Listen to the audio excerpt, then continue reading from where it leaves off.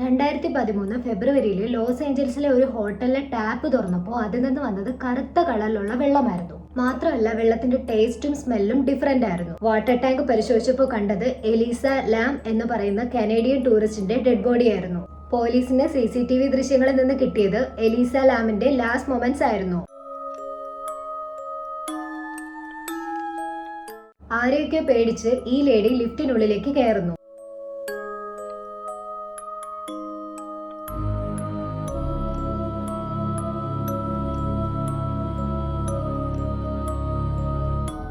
അത് കഴിഞ്ഞ് floor number press ചെയ്യുന്നു. ആരെയൊക്കെ ഭയന്ന് ലിഫ്റ്റിനുള്ളിൽ ഒളിച്ചു നിൽക്കുന്ന എലീസ ലാമിനെയാണ് വീണ്ടും നമുക്ക് കാണാൻ കഴിയുന്നത്. അത് കഴിഞ്ഞ് ആരോടൊക്കെയോ ഈ ലേഡി പുറത്തു നിന്ന് സംസാരിക്കുന്നുണ്ട്. പക്ഷെ അത് ആരോടാണെന്നുള്ളത് CCTV ഫുട്ടേജസിൽ കാണാൻ കഴിയുന്നുണ്ടായിരുന്നില്ല. ആ ലേഡി ആരെയൊക്കെയോ ടച്ച് ചെയ്യുന്നത് പോലെ നമുക്ക് CCTV ഫുട്ടേജസിൽ കാണാം.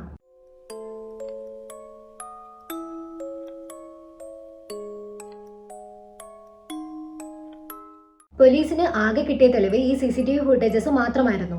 അതിലാണെങ്കിൽ ആരാണ് ഇവരെ ഫോളോ ചെയ്തിരുന്നതെന്നും ആരാണ് ഇവരെ ഓടിച്ച് ലിഫ്റ്റിനകത്തേക്ക് കയറ്റിയതെന്നും റെക്കോർഡായിട്ടും ഉണ്ടായിരുന്നില്ല. ഹോട്ടലിന്റെ പഴയ കാലങ്ങളെ പറ്റി അന്വേഷിച്ചപ്പോൾ ഏതാണ്ട് 13 പേരിലധികം ആൾക്കാരെ കൊലപ്പെടുത്തിയിട്ടുള്ള സീരിയൽ കില്ലർ ആയിട്ടുള്ള റിച്ചാർഡ് റെമിറസ് എന്ന് പറയുന്ന ആള് താമസിച്ചിരുന്ന ഹോട്ടലായിരുന്നു ഇതെന്നുള്ള വിവരം പോലീസിന് മനസ്സിലായി.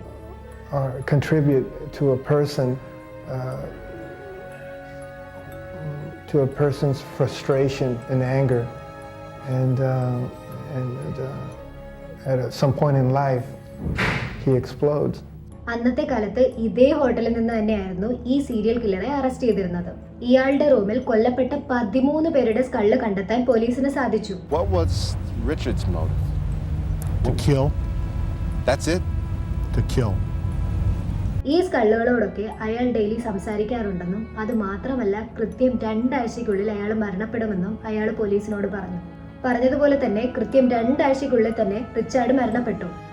അയാളുടെ മരണകാരണം എന്താണെന്ന് ഇന്നേ വരെ പോലീസിനോ ഡോക്ടേഴ്സിനോ കണ്ടെത്താൻ സാധിച്ചിട്ടില്ല. താൻ കൊലപ്പെടുത്തിയ തലയോട്ടികളോട് അല്ലെങ്കിൽ ആത്മാക്കളോട് റിച്ചാർഡ് സംസാരിച്ചിരുന്ന അതേ മുറിയിൽ തന്നെയാണ് 18 വർഷങ്ങൾക്ക് ശേഷം എലീസ ലാം താമസിക്കുന്നത്. എലീസ ലാം ലിഫ്റ്റിൽ വെച്ച് സംസാരിക്കുന്നത് ഈ റിച്ചാർഡ് റെമിറസിന്റെ ആത്മാവിനോടായിരിക്കുമോ? ഹോട്ടലിന്റെ മറ്റൊരു ചരിത്രത്തിലേക്ക് പോവുകയാണെങ്കിൽ ഏതാണ്ട് 60-ലധികം ആൾക്കാർ ഈ ഹോട്ടലിന്റെ മുകളിൽ നിന്ന് ചാടി മരിക്കുകയുണ്ടായി.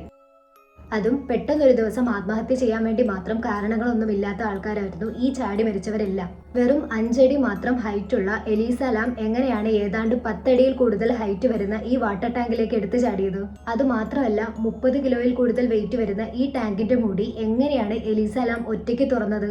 ഹോട്ടലിലുള്ളവർ വന്ന് നോക്കുമ്പോൾ ആ മൂടി അടഞ്ഞു കിടക്കുകയായിരുന്നു. ഇൻ കേസ് അവർ അതിനകത്ത് ചാടിയിട്ടുണ്ടായിരുന്നെങ്കിലും അവർക്ക് തിരിച്ച് അതേപോലെ അടച്ചു വെക്കാൻ സാധിക്കില്ല. എന്നാലും എന്തായിരിക്കും എലീസ ലാമിന്റെ മരണത്തിന് കാരണം?